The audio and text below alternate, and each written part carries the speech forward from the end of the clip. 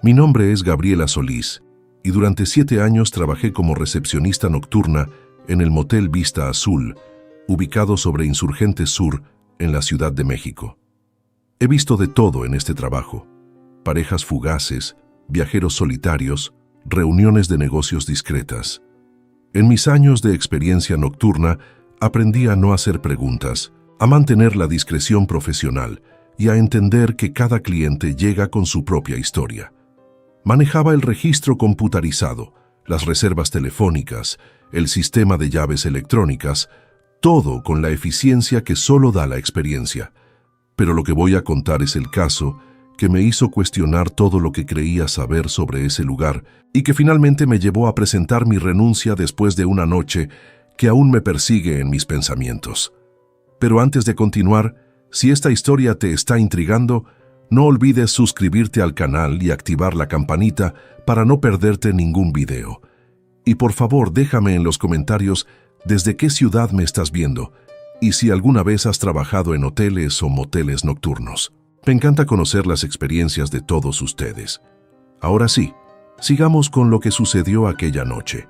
El Motel Vista Azul era un establecimiento de 3 plantas con 42 habitaciones distribuidas en forma de herradura alrededor del estacionamiento central. La recepción donde yo trabajaba era una cabina de vidrio con vista completa al acceso vehicular, equipada con 3 monitores de circuito cerrado que mostraban los pasillos de cada piso, el sistema de registro computarizado, un teléfono multilínea y una consola con las llaves maestras digitales. Las paredes estaban cubiertas con un tablero donde colgaban las llaves físicas de respaldo, cada una etiquetada con su número de habitación correspondiente.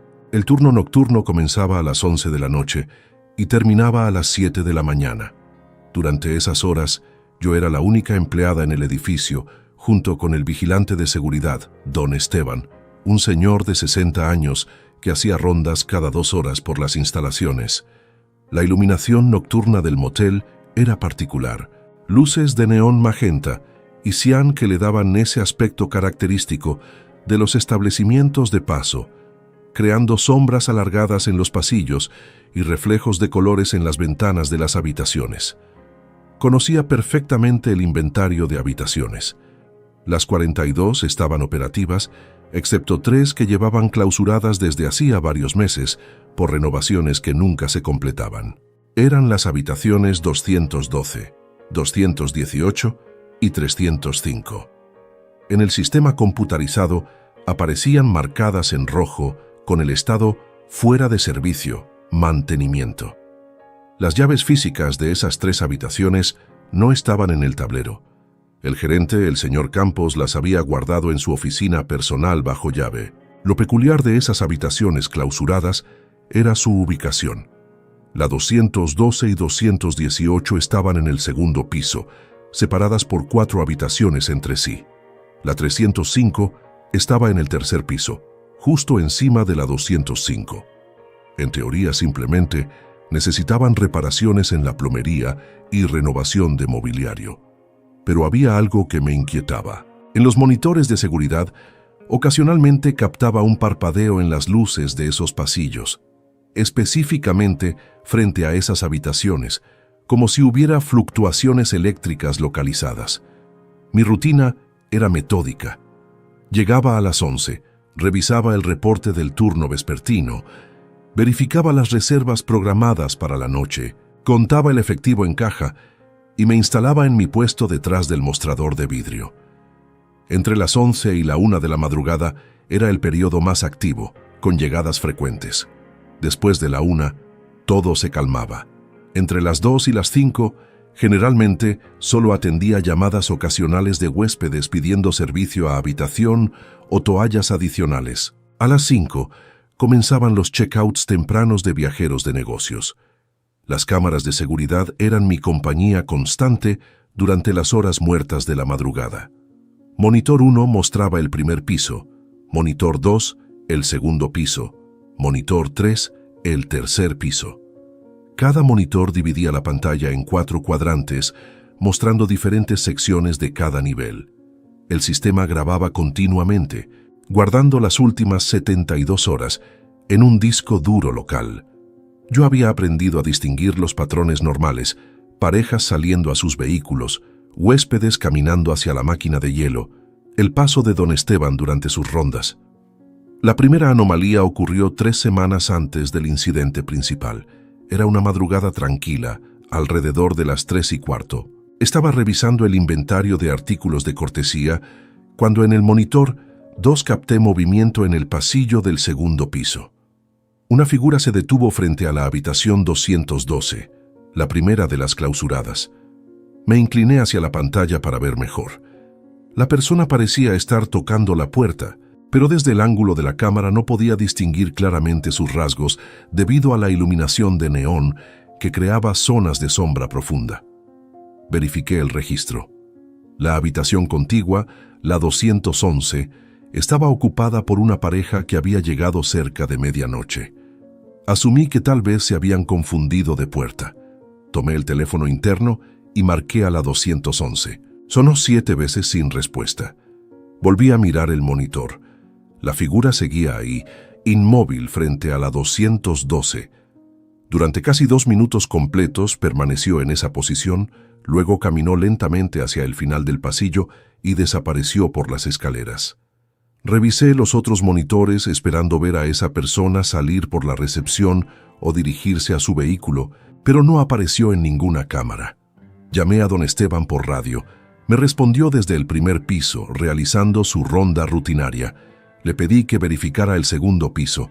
5 minutos después, me reportó que todo estaba en orden. Ningún huésped en los pasillos, todas las habitaciones silenciosas. Le mencioné lo que había visto en el monitor. Me dijo que probablemente alguien había salido brevemente de su habitación y ya había regresado. Esa explicación me satisfizo en ese momento, pero algo me inquietaba: la forma en que esa figura había permanecido inmóvil, casi como esperando que alguien abriera la puerta desde adentro, y el hecho de que no la había visto salir por ninguna otra cámara. Revisé la grabación en cámara lenta. La calidad nocturna no era óptima, con el contraste entre las luces de neón y las sombras creando zonas borrosas.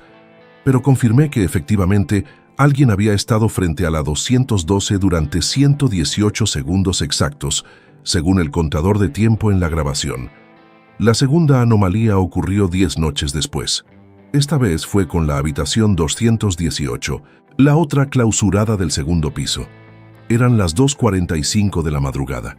Estaba preparando el reporte de ocupación cuando el teléfono interno sonó. En la pantalla apareció: llamada desde habitación 218. Eso era imposible. Esa habitación estaba sin servicio telefónico. Contesté con mi saludo estándar: recepción, buenas noches. Silencio absoluto del otro lado. No colgar, solo silencio. Podía escuchar la línea abierta. Ese silencio particular que tiene una llamada activa, diferente al tono de ocupado. Esperé 15 segundos. Nada. Volví a hablar. ¿Hola? ¿En qué puedo ayudarle? Más silencio.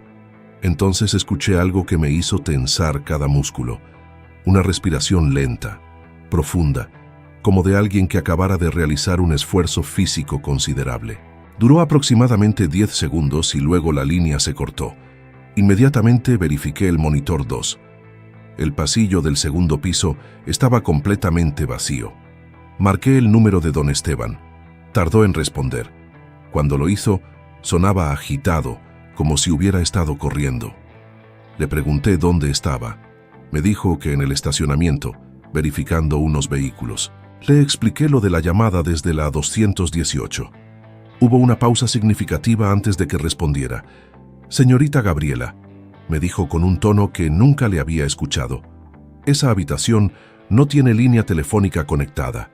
Yo mismo ayudé a desconectarlas cuando clausuraron esas habitaciones. Es físicamente imposible que suene ese teléfono». Le pedí que subiera a verificar. Me dijo que llegaría en 5 minutos. Mientras esperaba, revisé el sistema telefónico. Efectivamente, las extensiones 212, 218 y 305 aparecían como deshabilitadas en el panel de control. No había forma de que pudieran generar llamadas. Sin embargo, El registro de llamadas del sistema mostraba claramente 0245. Llamada entrante. XT. 18. Duración. 42 segundos. Don Esteban llegó a recepción con su linterna de alta potencia. Me mostró el juego de llaves maestras que portaba en su cinturón. Me dijo que íbamos a subir juntos a verificar.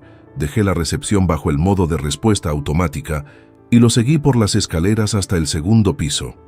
El pasillo estaba iluminado solo por las luces de neón, creando ese ambiente inquietante de colores magenta y cian alternados. Nuestros pasos resonaban sobre el piso de losetas. Llegamos a la 218. Don Esteban probó con su llave maestra. No funcionó. Esta habitación requería la llave específica que el señor Campos tenía guardada. Pegamos el oído a la puerta. Silencio absoluto. Don Esteban iluminó el marco de la puerta con su linterna. Todo parecía intacto. Las cintas de precinto de mantenimiento que cruzaban la puerta seguían en su lugar, sin haber sido rotas o manipuladas. «Tiene que ser un problema del sistema telefónico», dijo don Esteban, pero su voz no sonaba convincente. «Algún cruce de líneas o algo electrónico». Regresamos a recepción. Antes de que don Esteban continuara su ronda, le pedí que me explicara exactamente qué había pasado con esas 3 habitaciones. ¿Por qué las habían clausurado realmente? Me miró con una expresión difícil de descifrar, mezcla de incomodidad y algo más.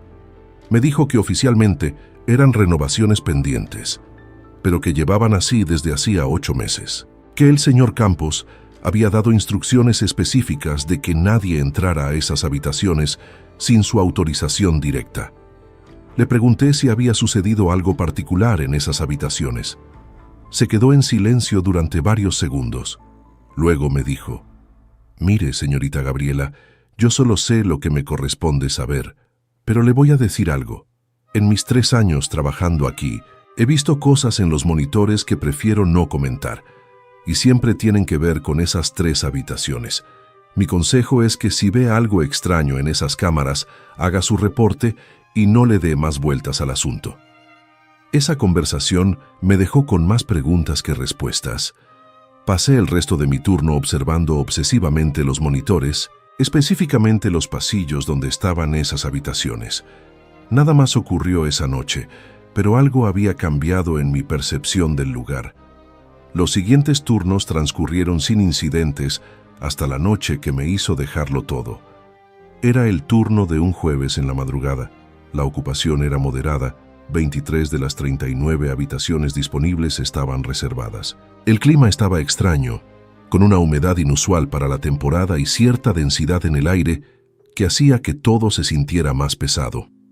A las 3:14 de la madrugada, exactamente según el registro del sistema, un vehículo se detuvo frente a la recepción.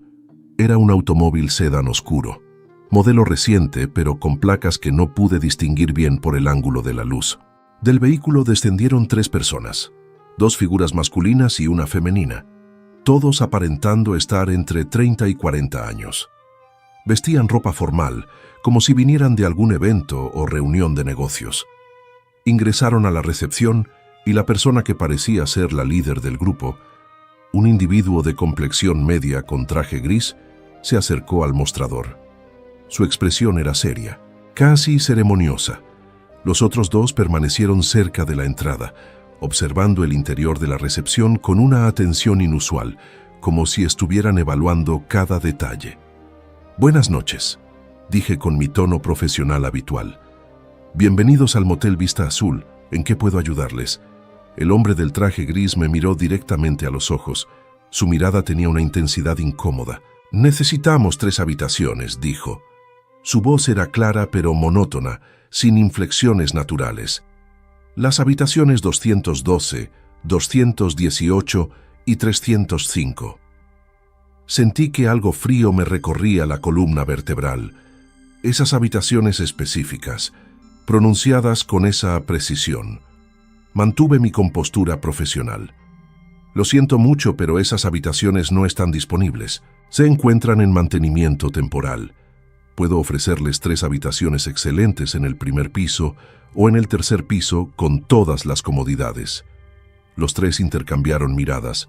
No hablaron entre ellos, solo se miraron durante unos segundos que se sintieron eternos. Luego el hombre volvió a dirigirse a mí. No se preocupe por el mantenimiento. Ya lo sabemos. Necesitamos específicamente esas habitaciones. Es importante.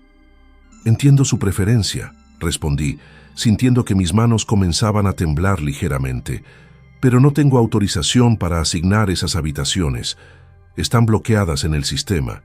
Ni siquiera tengo acceso a las llaves. La mujer del grupo dio un paso adelante. Vestía un traje oscuro impecable. Su rostro era inexpresivo, casi como si estuviera haciendo un esfuerzo consciente por no mostrar emoción alguna. ¿A qué hora llega el gerente?, preguntó con el mismo tono monótono que su compañero. El señor Campos llega a las 9 de la mañana, respondí. Puedo tomar sus datos y coordinar con él una reserva especial si así lo requieren. Los tres volvieron a intercambiar esas miradas silenciosas. Había algo profundamente perturbador en la forma en que se comunicaban sin palabras, como si compartieran un entendimiento que no necesitaba verbalizarse. El segundo hombre, que hasta ese momento había permanecido completamente callado, se acercó al mostrador. Observó el tablero de llaves detrás de mí con una atención obsesiva. ¿Dónde están las llaves de esas habitaciones?, preguntó. Como les mencioné, están en custodia del gerente, respondí sintiendo que la situación se estaba tornando cada vez más incómoda. Si desean esperar hasta las 9 de la mañana, pueden hacerlo en nuestra sala de espera, o puedo ofrecerles habitaciones alternativas por esta noche, y mañana coordinamos su solicitud con el señor Campos. El hombre del traje gris sacó una cartera, extrajo varios billetes de alta denominación y los colocó sobre el mostrador. Esto es por las molestias y por su tiempo, dijo. Solo necesitamos que nos confirme si alguien más ha preguntado por esas habitaciones específicas en las últimas semanas. Esa pregunta me desconcertó completamente. ¿Por qué querrían saber eso? Negué con la cabeza. No. Ustedes son los primeros en solicitar habitaciones clausuradas de forma específica. Los tres volvieron a intercambiar miradas. Esta vez pude notar algo más en sus expresiones, una mezcla de alivio y preocupación. El hombre del traje gris asintió lentamente. Entendemos su posición. ¿Podría al menos decirnos cuánto tiempo llevan esas habitaciones clausuradas? Aproximadamente 8 meses, respondí, sin tocar el dinero sobre el mostrador. La reacción de ellos fue inmediata y desconcertante. Los tres se tensaron visiblemente. La mujer llevó su mano a la boca como conteniendo una reacción. El segundo hombre cerró los ojos brevemente. El hombre del traje gris apretó la mandíbula. 8 meses, repitió en voz baja, como hablándose a sí mismo. Justo desde entonces. ¿Desde entonces qué?, pregunté, mi curiosidad venciendo mi cautela profesional. El hombre me miró nuevamente con esa intensidad incómoda. ¿Usted trabaja todas las noches aquí? Sí, turno nocturno completo. ¿Ha notado algo inusual en esas habitaciones? ¿Luces? ¿Sonidos? ¿Personas preguntando por ellas? Mi mente inmediatamente fue a las anomalías que había experimentado. La figura en el monitor, la llamada telefónica imposible. Dudé antes de responder. Algo en esta situación estaba profundamente mal, pero al mismo tiempo sentía una necesidad casi compulsiva de entender qué estaba sucediendo. He visto algunas cosas en los monitores, admití cautelosamente. Personas frente a esas puertas, una llamada telefónica desde una habitación sin servicio. Los tres se miraron nuevamente. Esta vez su lenguaje corporal era claramente de confirmación, como si mis palabras hubieran validado algo que ya sospechaban. La mujer habló por segunda vez. ¿Puede mostrarnos las grabaciones? Eso violaría el protocolo de privacidad del establecimiento, respondí, aunque en realidad las grabaciones me tenían completamente intrigada. El hombre del traje gris señaló hacia las cámaras de seguridad. ¿Los monitores muestran esas habitaciones ahora? Asentí. Él pidió permiso para acercarse y ver las pantallas. Dudé, pero algo en su actitud, una mezcla de urgencia y algo que casi parecía desesperación contenida, me hizo aceptar. Lo dejé pasar al área de recepción. Los otros dos permanecieron del otro lado del mostrador. El hombre se posicionó frente al monitor 2, donde se veía el segundo piso. Sus ojos escanearon cada cuadrante de la pantalla con una concentración absoluta. Señaló el pasillo donde estaba la habitación 212. ¿Esa es la primera? Sí. Observó fijamente durante casi un minuto completo. Luego señaló donde estaba la 218. ¿Y esa? Correcto. Cambió su atención al monitor 3, buscando la 305. Cuando la localizó, su respiración se hizo más profunda, más deliberada. Se quedó observando esa habitación específica durante casi 2 minutos. Yo observaba su reacción, tratando de entender qué estaba viendo o esperando ver. De repente su cuerpo se tensó por completo. «Ahí», dijo en voz apenas audible. «¿Lo ve?» Me acerqué al monitor. «¿Qué cosa?» «La luz debajo de la puerta. Habitación 305». Miré intensamente la pantalla. El ángulo de la cámara mostraba el pasillo del tercer piso. La habitación 305 estaba visible en el cuadrante inferior derecho. Al principio no vi nada inusual, solo el pasillo vacío con su iluminación de neón. Pero entonces, como si mis ojos finalmente se ajustaran a lo que él estaba señalando, lo vi. Una línea delgada de luz debajo de la puerta de la habitación 305. No era el reflejo del neón del pasillo, era una luz diferente, más cálida, más constante, emanando desde el interior de una habitación que supuestamente estaba sin electricidad. «Eso no es posible», susurré. «Esa habitación no tiene servicio eléctrico». El hombre se volvió hacia mí. Su rostro había perdido color. «Necesito que llame a su gerente ahora mismo. Esto es más urgente de lo que pensábamos. Son las 3:30 de la madrugada. No puedo llamarlo a esta hora sin una emergencia real». «Esto es una emergencia real», dijo la mujer desde el otro lado del mostrador. Su voz, por primera vez, tenía emoción, miedo contenido. Esa habitación no debería tener luz, y si la tiene, significa que ellos ya llegaron. ¿Quiénes llegaron?, pregunté, sintiendo que estaba perdiendo el control de la situación. Los tres se miraron una vez más. El segundo hombre finalmente habló con más de 2 palabras. «Los que nunca se fueron de esas habitaciones. Los que llevamos 8 meses tratando de ubicar». Mi mano fue instintivamente al teléfono. Llamé a don Esteban por radio. No respondió. Volví a intentar. Nada. Marqué su celular personal. Buzón de voz. Una sensación de pánico comenzó a crecer en mi pecho. El hombre del traje gris sacó su teléfono celular y mostró una fotografía.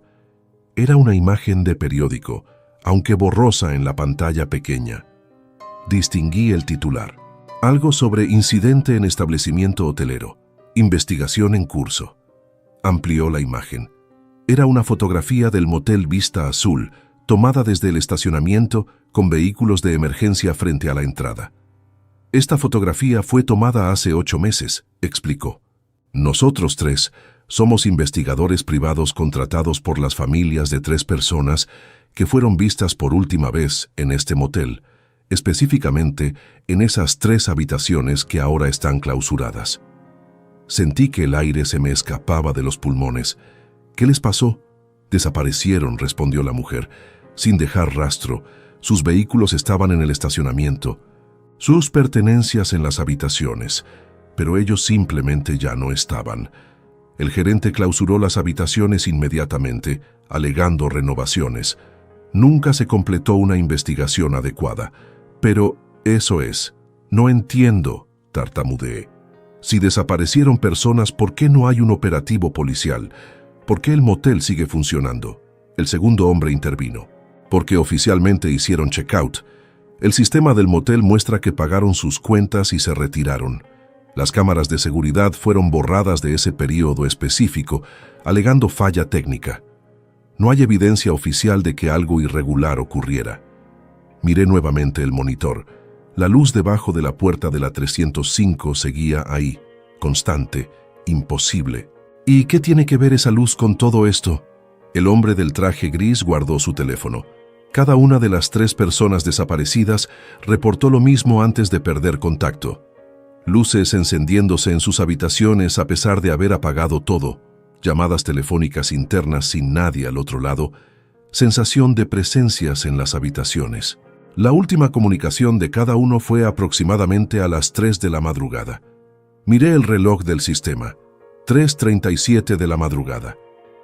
«Necesitamos entrar a esa habitación ahora», dijo la mujer con urgencia.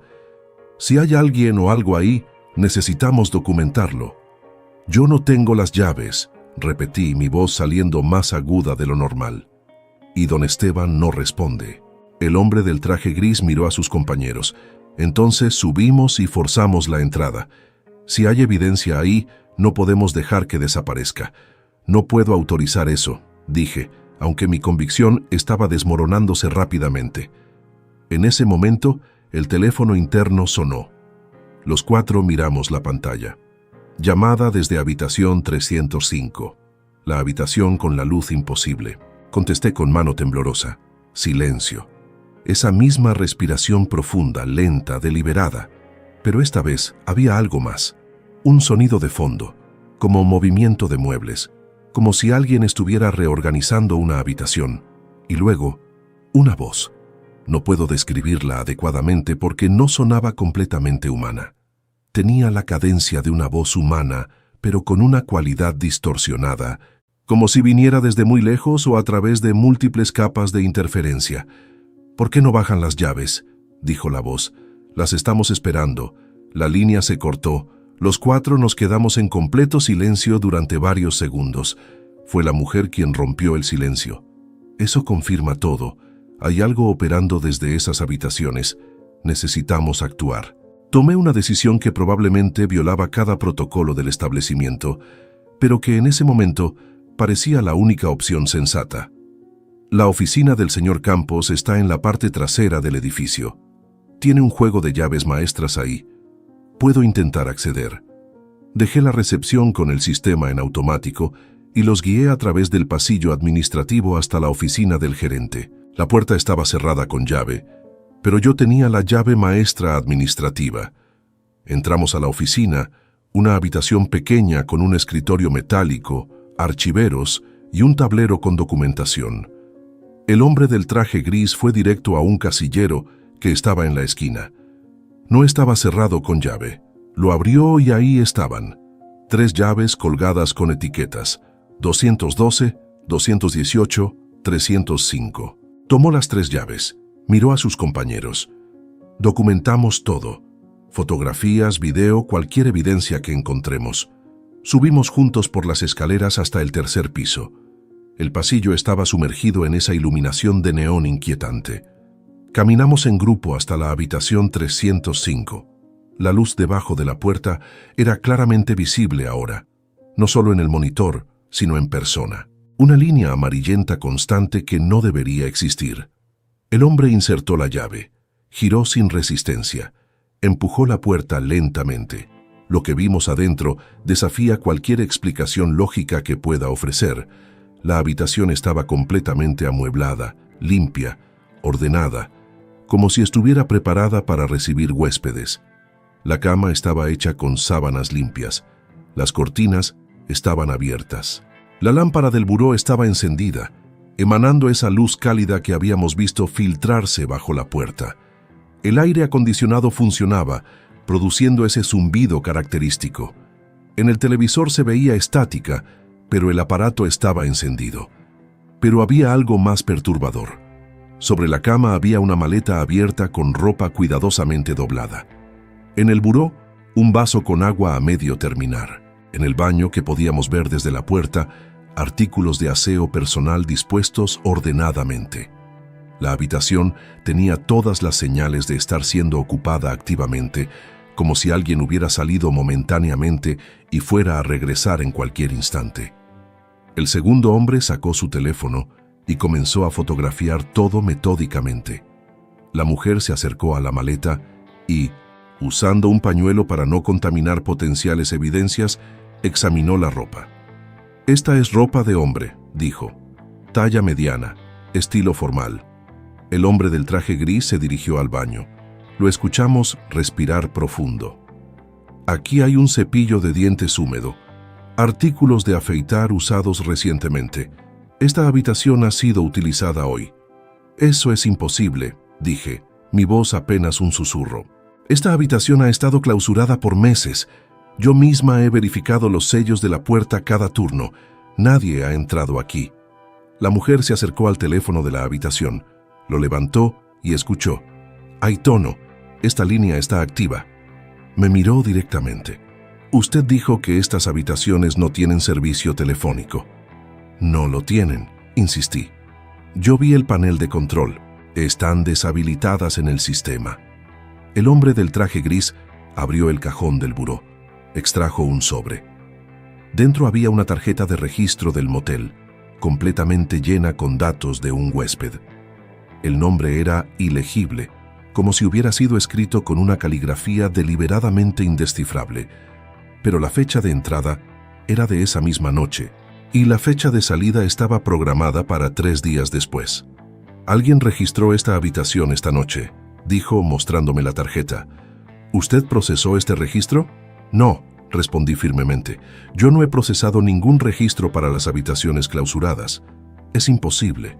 El segundo hombre, que había estado fotografiando el baño, salió con expresión perturbada. «Hay ropa mojada colgada en la regadera, como si alguien se hubiera duchado hace poco». Sentí que mis piernas comenzaban a temblar.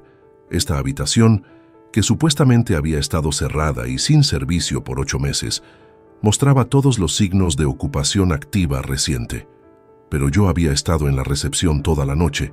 Nadie había solicitado esta habitación.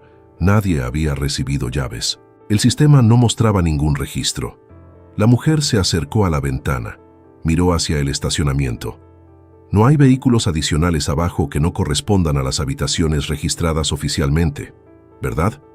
Correcto, confirmé. Yo llevo el control. Cada vehículo corresponde a un registro verificado. Entonces, ¿quién trajo estas pertenencias?, preguntó. ¿Quién está usando esta habitación? No tenía respuesta. El hombre del traje gris sacó un medidor de temperatura digital de su mochila. Tomó la lectura de la habitación. 22 grados Celsius. El aire acondicionado está funcionando perfectamente. Miró hacia la unidad de aire. ¿Cómo es posible si la habitación no tiene electricidad? Fue entonces cuando escuchamos el sonido. Venía del pasillo. Pasos. Pasos lentos, deliberados, acercándose por el corredor. Los 5 nos quedamos congelados. Los pasos se detuvieron justo afuera de la puerta de la habitación 305. El hombre del traje gris se movió lentamente hacia la puerta. Miró por la mirilla. Su rostro se puso completamente pálido. Se alejó de la puerta lentamente, llevándose un dedo a los labios pidiendo silencio. Nos hizo señas para que nos alejáramos de la entrada. Los pasos continuaron, pero no se alejaban. Permanecían ahí, justo del otro lado de la puerta. Podíamos escuchar una respiración, la misma respiración profunda y lenta que habíamos oído por teléfono. Durante casi 3 minutos completos, esa presencia permaneció del otro lado de la puerta. Luego los pasos continuaron por el pasillo. Los escuchamos alejarse hacia las escaleras. El segundo hombre se acercó a la puerta y miró por la mirilla. «Ya no hay nadie», susurró. Salimos de la habitación en grupo. El pasillo estaba completamente vacío. Corrimos hacia las escaleras y bajamos rápidamente hasta el segundo piso. Nos detuvimos frente a la habitación 218. La luz debajo de esta puerta también estaba encendida. El hombre usó la segunda llave. La habitación 218 presentaba exactamente el mismo escenario, completamente amueblada, limpia, con señales claras de ocupación reciente. Maleta abierta, artículos personales, un periódico sobre la cama fechado de ese mismo día. Pero, igual que la anterior, yo no había registrado a ningún huésped para esta habitación. «Esto es un patrón sistemático», dijo la mujer, tomando fotografías de todo. «Las 3 habitaciones están siendo ocupadas simultáneamente por entidades o personas que no pasan por el proceso de registro normal». Bajamos al segundo piso para verificar la habitación 212. Antes de que pudiéramos insertar la llave, la puerta se abrió desde adentro. Los 5 retrocedimos instintivamente. La habitación estaba oscura, pero podíamos ver la silueta de la cama, el mobiliario y justo en el centro de la habitación, claramente visible en la penumbra, había una figura de pie, inmóvil, observándonos. No era una sombra, no era un juego de luces, era una figura tridimensional, con volumen, con presencia física, pero no se movía, no hablaba, solo nos observaba desde la oscuridad de esa habitación imposiblemente ocupada. Corrimos. Los 5 corrimos hacia las escaleras y bajamos precipitadamente hasta la recepción. Una vez ahí, con las luces brillantes y el espacio abierto, recuperamos algo de compostura. El hombre del traje gris marcó un número en su teléfono. Habló rápidamente con alguien, reportando lo que habíamos encontrado. «Necesitamos que las autoridades vengan ahora», dijo después de colgar. «Esto supera cualquier cosa que hayamos investigado antes». Intenté nuevamente contactar a don Esteban. Esta vez respondió. Sonaba confundido, desorientado. Me dijo que había estado en su pequeña oficina de vigilancia en la parte trasera y que se había quedado dormido inexplicablemente, algo que nunca le había pasado en sus años de servicio. Le pedí que viniera a recepción inmediatamente. Cuando don Esteban llegó, le explicamos lo que habíamos descubierto. Su reacción fue de shock total. Me dijo que él personalmente había verificado esas habitaciones hacía 2 semanas como parte de su rutina, y estaban completamente vacías, sin electricidad, sin agua, exactamente como debían estar las habitaciones en mantenimiento. Revisamos las grabaciones de seguridad juntos. Las cámaras mostraban los pasillos vacíos toda la noche. En ningún momento se veía a alguien entrando o saliendo de esas 3 habitaciones. Pero cuando revisamos el momento en que nosotros habíamos entrado a la 305, la grabación mostraba algo desconcertante. En la cámara se nos veía entrando a la habitación, pero la habitación en la grabación se veía completamente vacía, sin muebles, sin luces, solo paredes desnudas. La grabación no coincidía con lo que habíamos experimentado. «El sistema está capturando una realidad», dijo el segundo hombre. «Pero ustedes y nosotros experimentamos otra diferente». A las 5:15 de la madrugada llegaron 2 vehículos. No eran policía uniformada, sino investigadores de una agencia que no pude identificar claramente. Hablaron extensamente con los 3 investigadores privados. Subieron a las habitaciones. Estuvieron ahí por más de 1 hora. Cuando bajaron, uno de ellos se dirigió a mí. «Señorita, necesitamos que guarde completa confidencialidad sobre lo ocurrido esta noche. Vamos a coordinar con el propietario del establecimiento. Estas habitaciones van a permanecer clausuradas indefinidamente y bajo vigilancia especializada». «¿Qué hay ahí arriba?», me pregunté. «¿Qué son esas cosas?». El investigador dudó antes de responder. «Hay fenómenos que aún no comprendemos completamente. Este establecimiento tiene una particularidad arquitectónica y de ubicación que parece facilitar ciertos eventos. Las 3 personas desaparecidas hace 8 meses probablemente experimentaron lo mismo que ustedes esta noche, pero no tuvieron la oportunidad de salir a tiempo. Están diciendo que esas habitaciones son peligrosas. Están diciendo que hay límites en nuestro entendimiento de la realidad, y este lugar se encuentra en uno de esos límites. El señor Campos llegó a las 7 de la mañana, 1 hora antes de su horario habitual. Lo habían llamado los investigadores. Tuve una reunión privada con él. Me explicó que el motel había experimentado irregularidades desde hacía varios años, pero que se habían intensificado 8 meses atrás, que había tratado de mantener la operación normal mientras consultaba con expertos, que lamentaba no haberme informado completamente de la situación. Le presenté mi renuncia esa misma mañana. No podía continuar trabajando en un lugar donde la realidad misma parecía funcionar bajo reglas diferentes. Él la aceptó sin intentar convencerme de lo contrario. Incluso me ofreció una compensación generosa por lo que llamó exposición a condiciones laborales inusuales. Los 3 investigadores privados me contactaron 2 días después. Me mostraron evidencia adicional que habían recopilado. Resulta que el motel Vista Azul no era el único establecimiento en esa zona de Insurgentes Sur que había reportado fenómenos similares. Había un patrón en varios edificios construidos en esa área específica durante la misma década. todos compartiendo ciertas características arquitectónicas y todos experimentando en diferentes grados lo que ellos llamaban desplazamientos de ocupación.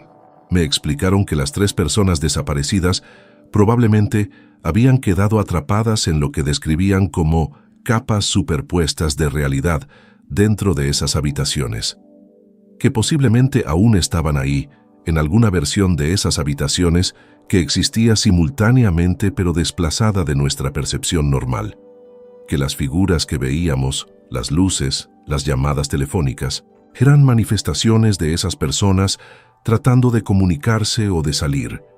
Intenté investigar por mi cuenta. Busqué en archivos históricos sobre la construcción del motel.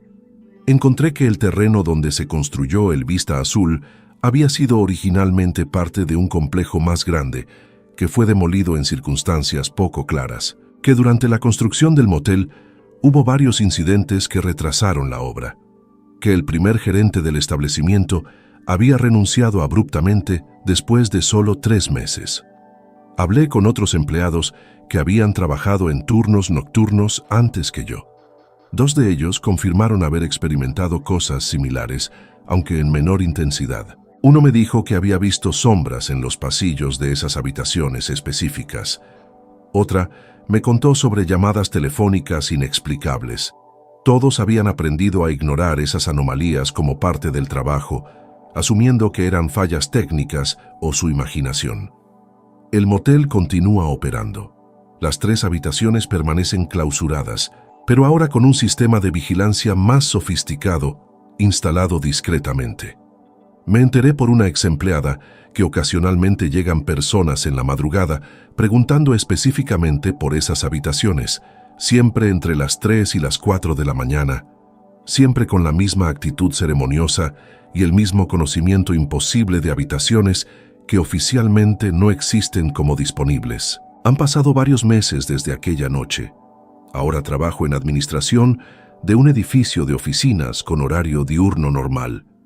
Pero hay noches en que me despierto pensando en esas habitaciones, en las figuras que vimos, en las personas desaparecidas que tal vez aún están atrapadas en alguna versión distorsionada de esas habitaciones. Me pregunto cuántos otros lugares tienen estas características. ¿Cuántas personas han desaparecido en circunstancias similares sin que nadie conecte los patrones? Lo más perturbador es que 2 semanas después de renunciar, recibí una llamada en mi celular personal. Era cerca de las 3 de la madrugada. Contesté medio dormida. Del otro lado escuché esa respiración profunda, lenta, deliberada. Y luego esa voz distorsionada. Las habitaciones siguen esperando. Siempre hay espacio para uno más. Cambié mi número telefónico al día siguiente, pero a veces, en la quietud de la madrugada, todavía puedo escuchar en mi mente esa respiración, esos pasos en pasillos que ya no recorro, esas luces imposibles filtrándose bajo puertas que nunca debieron abrirse. Si esta historia te ha impactado tanto como a mí vivirla, te pido que dejes un like en el video y lo compartas con alguien que le gusten estas historias inexplicables. Recuerda suscribirte al canal porque cada semana subo casos nuevos que desafían toda explicación. Y déjame en los comentarios, ¿crees que hay fenómenos que la ciencia aún no puede explicar?